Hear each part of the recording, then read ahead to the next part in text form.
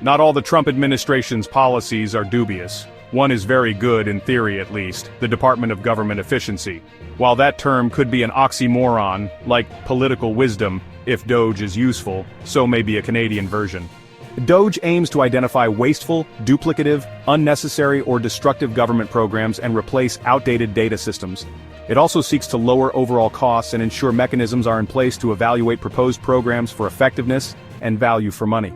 This can, and usually does, involve eliminating some departments and eventually thousands of jobs. Some new roles within DOGE may need to become permanent. The goal in the United States is to lower annual operating costs and ensure that the growth in government spending is lower than in revenues. Washington's spending has exploded in recent years. The United States federal deficit exceeds 6% of gross domestic product. According to the United States Treasury Department, annual debt service cost is escalating unsustainably. Canada's latest budget deficit of $61.9 billion in fiscal 2023 to 2024 is about 2% of GDP, which seems minor compared to our neighbor. However, it adds to the federal debt of $1.236 trillion, about 41% of our approximate $3 trillion GDP. Ottawa's public accounts show that expenses are 17.8% of GDP, up from about 14% just 8 years ago. Interest on the escalating debt were 10.2% of revenues in the most recent fiscal year, up from just 5% a mere 2 years ago. The Canadian Taxpayers Federation continually identifies dubious or frivolous spending and outright waste or extravagance, $30 billion in subsidies to multinational corporations like Honda, Volkswagen, Stellantis, and Northvolt. Federal corporate subsidies totaled $11.2 billion in 2022 alone. Shutting down the federal government's 7 regional development agencies would save taxpayers an estimated $1.5 billion annually. The CTF also noted that Ottawa hired 108,000 more staff in the past 8 years at an average annual cost of over $125,000.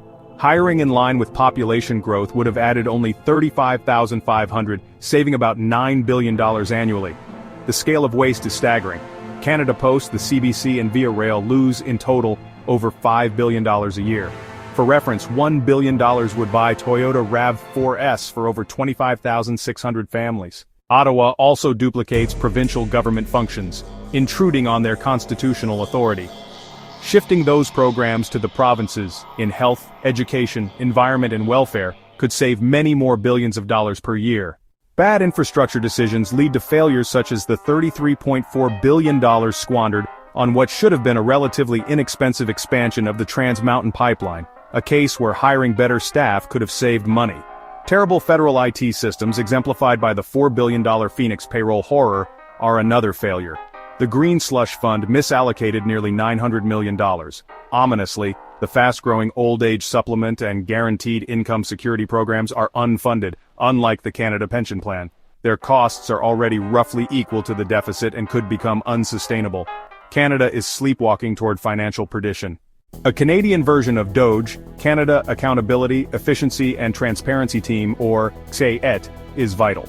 The Auditor General Office admirably identifies waste and bad performance but is not proactive, nor does it have enforcement powers. There is currently no mechanism to evaluate or end unnecessary programs to ensure Canadians will have a prosperous and secure future. CAETT could fill that role.